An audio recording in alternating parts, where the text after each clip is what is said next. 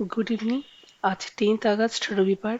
প্রতি সপ্তাহের মতন আমরা আমাদের উইকলি অ্যানালিসিসের সাথে সাথে সোমবারের ট্রেডিং স্ট্র্যাটেজিও আজকে ঠিক করব।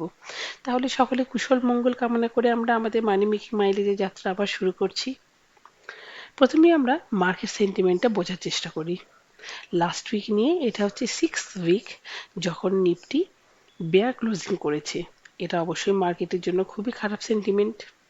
দ্বিতীয়ত অনেক সময় দেখা যায় যে নিফটি বেয়ার হলেও স্মল ক্যাপ বা মিড ক্যাপ বা বিভিন্ন সেক্টর পজিটিভলি বিহেভ করে। এটা নিফটিকে একটা স্ট্রেংথ দেওয়ার চেষ্টা করে, কিন্তু এখানে নিফটি 50 শুধু নয়, Nifty mid cap, small cap, Nifty total এবং বিভিন্ন সেক্টোরিয়াল ইন্ডেক্স সমস্ত কিছুর মধ্যেই একটা নেগেটিভিটি রয়েছে। এটা মার্কেটের জন্য অবশ্যই একটা নেগেটিভ সেন্টিমেন্ট ক্যারি করে আনছে। এরপরে যদি আমরা এফআইআই ডিআই অ্যাক্টিভিটি দেখি, দেখা যায় যে এফআইআইরা এই সপ্তাহেও নেগেটিভ, কিন্তু ডিআইআইরা পজিটিভ। ডিআইআইদের এই পজিটিভিটি না থাকলে মার্কেট হয়তো এখন অনেকটা নিচে স্লাইড করতো। ট্রাম্পের টেরিফ থ্রেটের পরেও ডিআইআইদের এই পজিটিভই যেন কোনো জায়গায় একটা শো করছে যে সময় লাগলেও ইন্ডিয়ান মার্কেট এই টেরিফ চ্যালেঞ্জকে বাইপাস করতে পারবে। যাই হোক, লাস্ট উইকে আরবিআই এমপিএস মিট ছিল। প্রেজেন্ট কন্ডিশন হিসাবে আমরা সবাই ভেবেছিল যে রেট কাট হতে পারে, কিন্তু রেট আনচেঞ্জ আছে। এটাও মার্কেটের জন্য একটা নেগেটিভ ইম্প্যাক্ট গত বৃহস্পতিবার এনেছিল। এরপরে যদি আমরা অপশন চেন দেখি, অপশন চেনে আমরা দেখব যে পুট সাইডে in the money, out of the money সমস্ত জায়গায় প্রচুর পুট বাইং হয়ে রয়েছে, আর কল সাইডে প্রচুর কল রাইটিং হয়ে রয়েছে। অপশন চেনের মধ্যেও ভরে ভরে নেগেটিভিটি রয়েছে। এবারে আমরা চার্টে ফেরত আসছি আমাদের ইম্পর্টেন্ট লেভেলগুলোকে ডিসকাস করার জন্য। আমরা চার্টে যদি ভালো করে লক্ষ্য করে দেখি, আমরা রেজিস্ট্যান্স হিসেবে যে যে লেভেলগুলো পেতে পারি সেটা হচ্ছে 24,500 এবং 24,750। আর সাপোর্ট হিসাবে যে যে লেভেলগুলো আমাদের সামনে বেরিয়ে আসছে 24,300, 24,200, 24,100 অ্যান্ড সো অন। মানে প্রত্যেকটা 100 পয়েন্টে এখন সাপোর্ট নিলেও নিতে পারে। এবারে আমরা সোমবারের পার্সপেক্টিভে একটু মার্কেটকে দেখার চেষ্টা করি।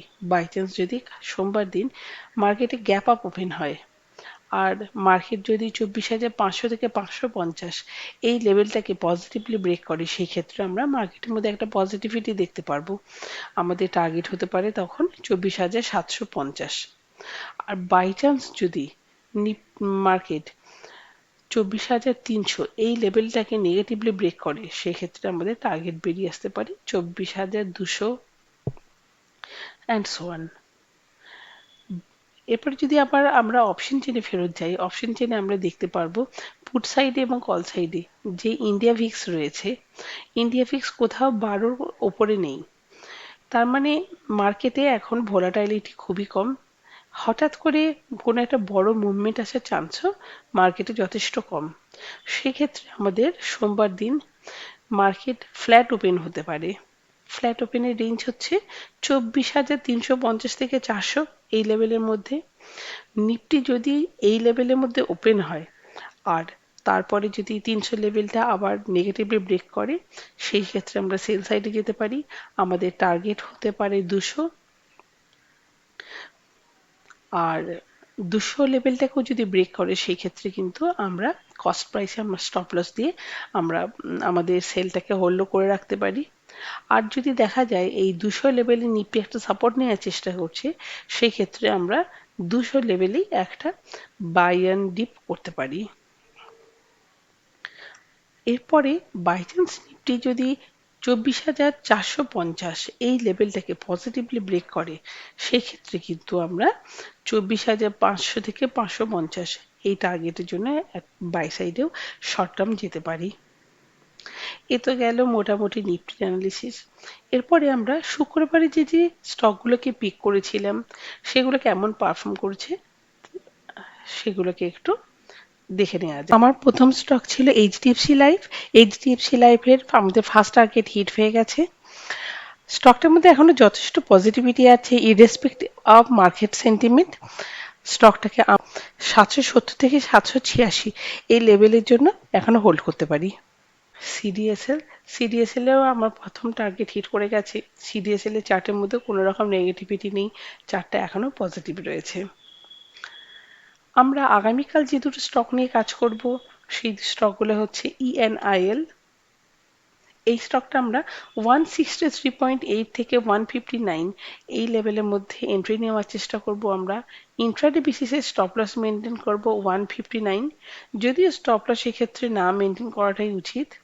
আমার প্রথম ইন্ট্রাডে হিসাবে টার্গেট বেরিয়ে আসতে পারে 173 থেকে 175, আর কয়েকটা দিন হোল্ড করলে আমরা কিন্তু এই স্টকটাকে 205 থেকে 220 এই লেভেলের মধ্যে পেলেও পেতে পারি। সেই ক্ষেত্রে কিন্তু 154এও আমাদের এন্ট্রি নিতে হবে। আমার দ্বিতীয় স্টক হচ্ছে ইন্ডিয়া মার্ট। ইন্ডিয়া মার্ট 2545 থেকে 46 লেভেলের মধ্যে এন্ট্রি নেওয়ার চেষ্টা করব। টার্গেট হবে আমাদের 2600। আমরা স্টপ লস হিসাবে ইন্ট্রাডেতে স্টপ লস হিসাবে মেনটেন করব 2520 লেভেলটাকে। মার্কেট সেন্টিমেন্ট বিয়ার থাকার জন্য আমরা কোনো সুইংস ট্রেডিং এর স্টক আজকে পিক করলাম না, কিন্তু আমাদের ইন্ট্রাডে যে স্টকগুলো আমরা আলোচনা করি সেই স্টকগুলোকেই এমনভাবে আমরা সাজিয়ে গুছিয়ে নিয়েছি যেটা আমরা পজিশনাল হিসেবেও হোল্ড করতে পারি। আজকের জন্য এইটুকুই। Thank you, best of luck. দেখা যায় আমাদের সামনের সপ্তাহটা তথা কালকের দিনটা কেমন কাটে।